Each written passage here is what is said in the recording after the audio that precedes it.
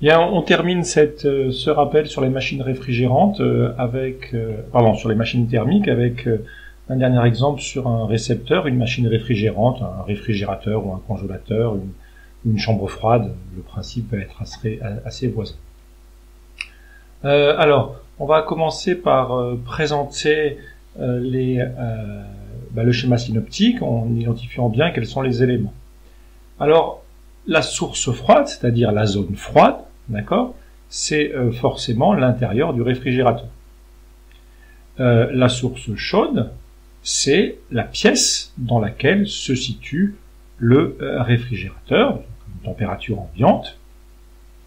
Le système, c'est le fluide caloporteur qui circule dans les tuyaux du réfrigérateur, qu'on peut voir à l'arrière du réfrigérateur en particulier, et également au sein du réfrigérateur. On identifie souvent bien au niveau, par exemple, s'il y a un petit freezer. Alors, maintenant, il est important de bien comprendre le sens des échanges thermiques. Qu'est-ce qu'on souhaite faire dans un réfrigérateur? Dans un réfrigérateur, on souhaite maintenir cette température TF, d'accord? On souhaite aller à l'encontre des échanges naturels. Dans l'échange naturel, si vous mettez une source chaude et une source froide en contact, le transfert thermique se fait naturellement. Si vous faites les choses naturellement, le transfert thermique devrait se faire, en fait, comme ceci, du chaud vers le froid. Voilà. Eh bien, ceci, c'est ce que nous ne souhaitons pas faire. Nous souhaitons justement inverser le sens des échanges thermiques et prendre de l'énergie thermique au réfrigérateur. Donc, on souhaite en fait que l'énergie thermique, elle aille en fait comme ceci, voilà, du froid vers le chaud, c'est-à-dire de l'intérieur du réfrigérateur et la sortir dans la pièce, cette énergie. Alors bien évidemment, ça ne peut pas se faire naturellement. C'est comme si vous avez par exemple un stylo, et bien si vous le lâchez, il va tomber. Vous pouvez le remonter, mais il faudra fournir de l'énergie. Donc l'énergie viendra forcément du compresseur.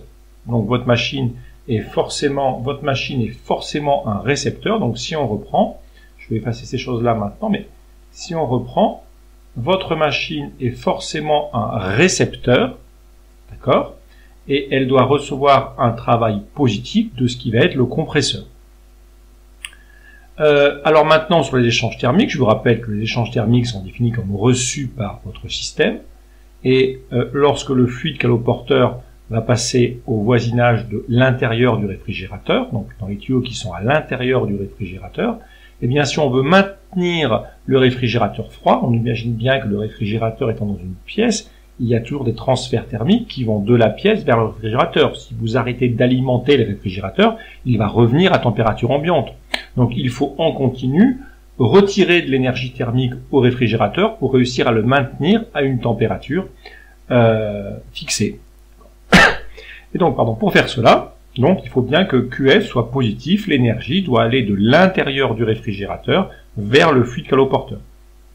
Donc ce QF doit être positif. Et forcément, si vous avez QF qui est positif et W qui est positif, sachant que la somme des trois doit faire 0, l'énergie, il faut bien l'évacuer quelque part. L'énergie ne va pas rester dans le fluide. Je vous rappelle que le fluide fait des cycles, d'accord? Donc sur un tour, on doit revenir à 0. Et donc forcément, l'énergie de QF et de W, elle doit être évacuée dans la pièce. Donc forcément, le QC qui est ici est forcément négatif. J'aurais pas dû faire ça. Le QC qui est négatif, qui est ici, est forcément négatif. Voilà, donc voilà pour la description des différentes parties de principe de la machine réfrigérante et des échanges thermiques. Voilà, et ici, TC qui est la température de la pièce. Voilà. Alors, maintenant, si on se plonge un peu plus, sans rentrer vraiment dans la technologie, mais si on se prend un peu plus dans les détails du fonctionnement, partons par exemple du point A, donc imaginons que on a un fluide qui en fait sort du réfrigérateur, donc il a une température, disons pour simplifier, de moins 10 degrés Celsius, disons température d'un freezer, et plutôt à basse pression, et il va traverser le compresseur. Alors c'est à cet instant-là qu'il reçoit le travail positif. C'est au niveau du compresseur qu'il va recevoir le travail